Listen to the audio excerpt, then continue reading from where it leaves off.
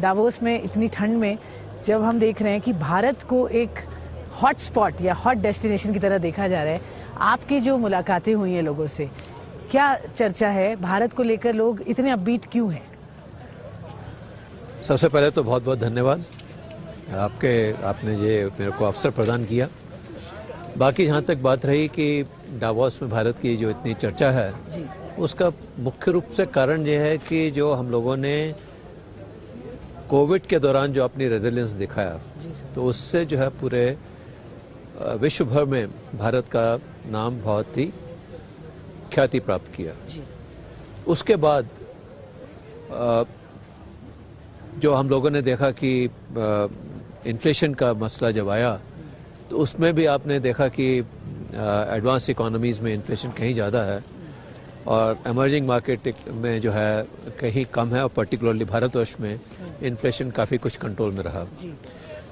ये कारण है कि लोगों को पूरे विश्व भर को ये समझ में आ रहा है कि भारतवर्ष में बहुत सी ऐसी चीज़ें हैं जो कि शायद उनको ज्ञात नहीं है।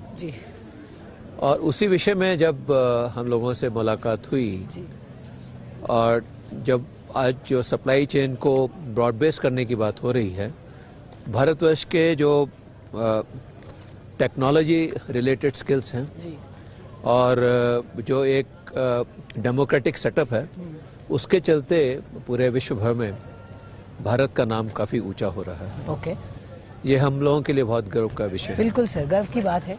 अब अगर हम बात करें फाइनेंशियल स्पेस और इकोनॉमी की बैकबोन होती है उसकी फाइनेंशियल सिस्टम, भारत के सबसे बड़े पब्लिक सेक्टर बैंक के नाते आप ये अपॉर्चुनिटी जो भारत को मिल रही है उसको कैसे ग्रैब करेंगे, और आगे जो ग्रोथ अपॉर्चुनिटीज हैं, क्रेडिट ग्रोथ साइकिल है, उसको कैसे लेवरेज करेंगे? क्योंकि इस वक्त सब ये बात कर रहे हैं कि अब हमें कैपेक्स चाहिए, अब हमें नया पैसा लोग लगाएं, इंडस्ट्री खर्च करे तो इकोनॉमी की ग्रोथ हो। जो थोड़ा रुका हुआ था अभी तक, एनिमल स्पिरिट्स की किन नहीं हुई थी, अभी भी शुरुआत हो रही है। बट सर क्या लग रहा है, ट्रेंड्स कहाँ दिख रहे हैं? देखिए, ऐसा है कि कुछ मुख्य रूप से जो ग्रोथ लीवर जो इकोनॉमी में दिखाई दे रहे हैं, एक तो रिन्यूएबल एनर्जी के ऊपर जो है काफ़ी इन्वेस्टमेंट हो रहा है और उसके चलते जो उसका पूरा इकोसिस्टम डेवलप होगा तो उसमें काफ़ी अधिक इन्वेस्टमेंट होगा और रिन्यूएबल एनर्जी एक पूरे विश्व भर का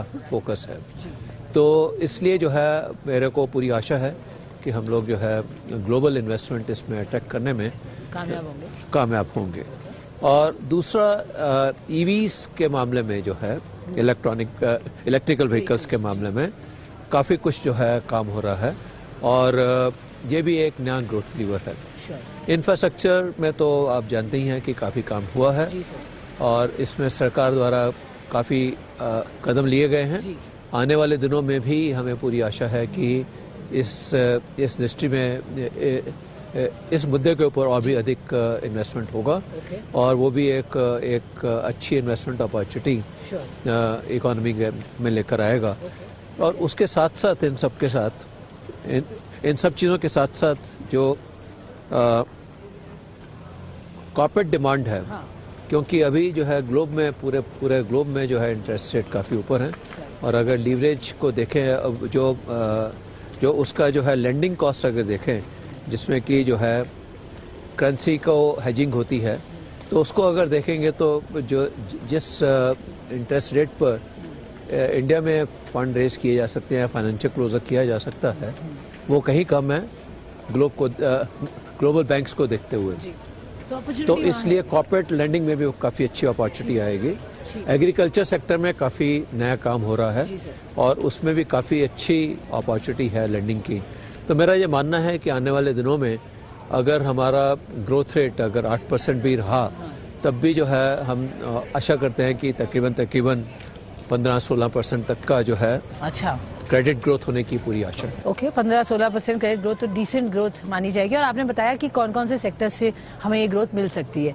सर, अगर हम इंटरेस्ट रेट्स की बात करें, ऑफ कोर्स जैसा आरबीआई ने स्टेप इन करके सही वक्त पर हमने देखा हाइक हुई, आगे अब गुंजाइश और हाइक की है सर, क्या लग रहा है, या आपको लगता है अब यहाँ से स्टेबल हो सकते हैं हम थोड़े? देखिए, ऐसा है कि जहाँ तक इन्फ्लेशन रेट का सवाल है, इन्फ्लेशन जो है अभी आप देखिए कि पीक लेवल से 200 बेसिस पॉइंट कम आ चुका है ऑलरेडी, और चूंकि 200 बेसिस पॉइंट कम आ चुका है तो अब ये विद इन 6% की रेंज में आ गया है, जो कि आरबीआई का टॉलरेंस लिमिट है, 4+-2 का टॉलरेंस लिमिट है।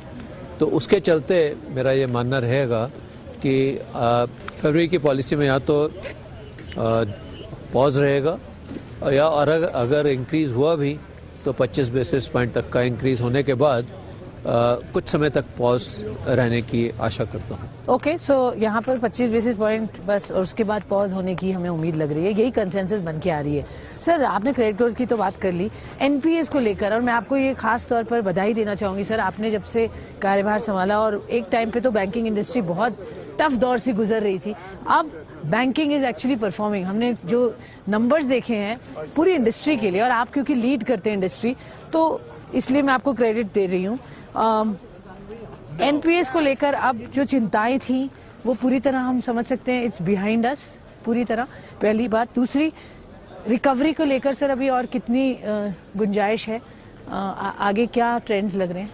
देखिए, ऐसा है कि जहाँ तक एनपीए का सवाल है उसमें 2-3 चीज़ें हैं। एक तो अंडर राइटिंग स्ट्रेंथन करने से, और दूसरा जो है कंट्रोल एंड फॉलोअप को इफेक्टिव करने से एनपीए में काफ़ी हद तक सुधार हो चुका है।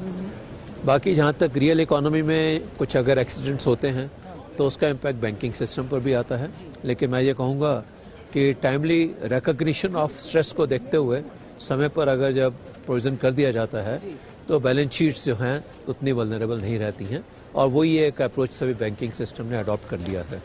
तो इसके चलते मेरे को पूरी आशा है कि शायद इस तरह के कोई रिस्क अभी बाकी नहीं रहेंगे, लेकिन थोड़ा बहुत जो भी कुछ होगा उसके लिए बैंक्स में बैंक के पास कैपेबिलिटी है उसको एब्जॉर्व करने की, और वो आसानी से एब्जॉर्व हो भी जाएगा।